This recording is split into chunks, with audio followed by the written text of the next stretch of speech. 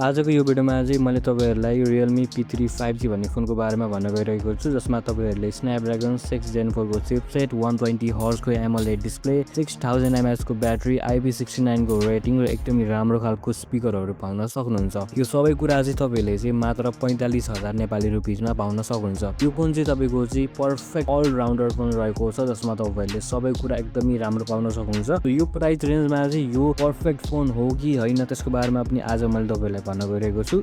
So यदि तपाईहरु चाहिँ नेपाली मार्केटमा मात्र 45000 मा एउटा राम्रो खालको स्मार्टफोन किन्ने सोचिराख्नु भएको छ, एउटा अल राउन्डर फोन किन्ने सोचिराख्नु भएको छ जसमा सबै कुरा एकदमै राम्रो होस् भनी आजको यो भिडियोलाई चाहिँ लास्टसम्म हेर्नु होला।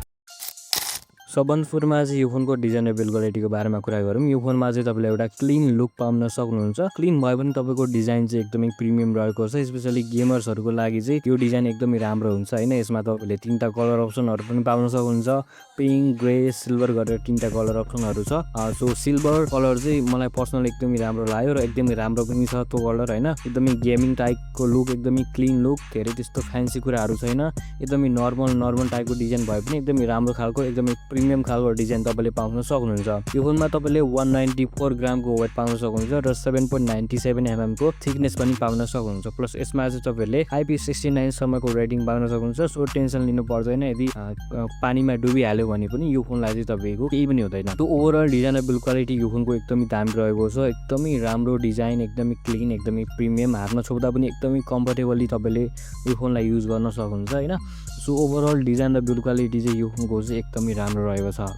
अब चाहिँ यो फोनको डिस्प्लेको बारेमा कुरा गरौँ। यसमा तपाईले 6.67 इन्चको फुल HD plus AMOLED panel display, 120 Hz को रिफ्रेश रेट र 2000 निट्स सम्मको चाहिँ ब्राइटनेस पाउन सक्नुहुन्छ। डिस्प्ले एकदमै ब्युटिफुल, एकदमै राम्रो रहेको छ।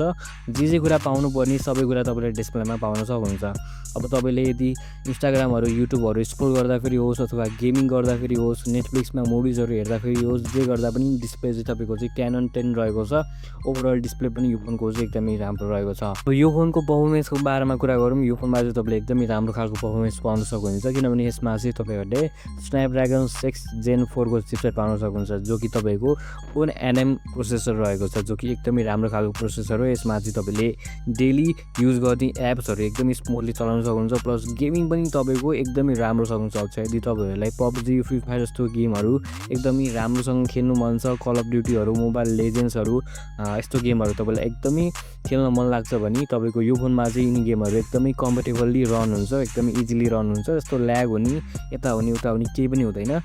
सो ओभरअल गेमिङ परफर्मेन्स पनि तपाईले एकदमै राम्रो पाउन सक्नुहुन्छ। प्लस यसमा तपाईले एडभान्स कुलिङ सिस्टम पनि पाउन सक्नुहुन्छ, जसले गर्दा तपाईको हिट पनि म्यानेज भइराख्छ, जसले गर्दा फोन धेरै तात्दैन र फोन नतातेपछि तपाईको परफर्मेन्स अझै बुस्ट हुन्छ, जसले गर्दा तपाईको गेमिङ पनि इम्प्रुभ हुन सक्छ। सो यो फोन चाहिँ तपाईको गेमिङको लागि नै बनेको फोन हो। यसमा तपाईले एकदमै राम्रो खालको गेमिङ परफर्मेन्स चाहिँ पाउन सक्नुहुन्छ। अब यो फोनको क्यामेराको बारेमा कुरा गर्नु पर्दा क्यामेरा चाहिँ यो फोनको सोचेको भन्दा राम्रो रहेको छ, किनभने यसमा तपाईले 50 मेगापिक्सलको मेन क्यामेरा पाउन सक्नुहुन्छ र 16 मेगापिक्सलको सेल्फी क्यामेरा पनि पाउन सक्नुहुन्छ। मैले चाहिँ पहिला यो चाहिँ गेमिङ फोन हो, त्यही भएर क्यामेरा चाहिँ खासै गतिलो छैन होला भन्ने सोचेको थिएँ, तर त्यस्तो रहन्छ। यसमा चाहिँ तपाईले एकदमै राम्रो खालको फोटोजहरु रेकर्ड गर्न सक्नुहुन्छ। तपाईले यसमा 4K र 30 fps सम्म भिडियोजहरु रेकर्ड गर्न सक्नुहुन्छ। भिडियोजहरु एकदमै राम्रो आउँछ। फोटोजको क्वालिटी पनि त्यस्तो नराम्रो छैन, राम्रै खालको तपाईले फोटोज भिडियोजहरु चाहिँ यो फोनमा खिच्न सक्नुहुन्छ। तपाईको सोशल मिडियामा अपलोड गर्नको लागि, टिकटकहरु, रिलहरु बनाउनको लागि, फेसबुकमा फोटोहरु अपलोड गर्नको लागि चाहिँ एकदमै राम्रो क्यामेरा रहेको छ। तपाईले एकदमै राम्रोसँग यसमा फोटोजहरु क्लिक गरेर अपलोड गर्न सक्नुहुन्छ। गेमिङ फोन भए पनि यो फोनको चाहिँ क्यामेरा त्यस्तो नराम्रो भने छैन, एकदमै राम्रो क्यामेरा चाहिँ रहेको छ। यो फोनको ब्याट्रीको बारेमा कुरा गर्नु पर्दा यसमा तपाईले म्यासिभ 6000 mAh को ब्याट्री पाउन सक्नुहुन्छ, जो कि एकदमै दामी ब्याट्री हो। प्लस यसमा तपाईले चाहिँ 45 वाटको चार्जिङ पनि पाउन सक्नुहुन्छ। चार्जर चाहिँ तपाईले फोनको बक्समै पाउन सक्नुहुन्छ, सो केही त्यस्तो छुट्टै किन्नु पर्दैन। ब्याट्री एकदमै इन्सेन रहेको छ, एकदमै ठुलो ब्याट्री तपाईले पाउन सक्नुहुन्छ। चार्जिङ स्पिड पनि एकदमै राम्रो रहेको छ, जसले गर्दा तपाईको एकदमै छिटो चार्ज हुन्छ र चार्ज पनि तपाईको लामो समयसम्म टिक्छ, जसले गर्दा चार्जिङको पनि तपाईलाई टेन्सन लिनु पर्दैन। यसमा चाहिँ तपाईले एकदमै मजाले मुभिजहरु हेर्नुस्, मजाले लामो समयसम्म गेमहरु खेल्नुस्, एउटा सिरिज नै भ्याउनुस् हैन। नेटफ्लिक्समा जति जे गरे पनि ब्याट्री चाहिँ तपाईको एकदमै टिक्छ, एकदमै राम्रो खालको ब्याट्री तपाईको यो फोनले तपाईलाई प्रोभाइड गर्छ। अब अरु एक्स्ट्रा फिचर्सहरुको बारेमा कुरा गर्नु पर्दा चाहिँ यसमा तपाईहरुले 5G कनेक्सन पाउन सक्नुहुन्छ। एउटा GT गेमिङ मोड भन्ने एउटा गेमिङ फिचर रहेको छ जसले गर्दा तपाईँको गेमिङ इम्प्रुभ हुन्छ। अनि इन डिस्प्ले फिङ्गरप्रिन्ट स्क्यानर पाउन सक्नुहुन्छ।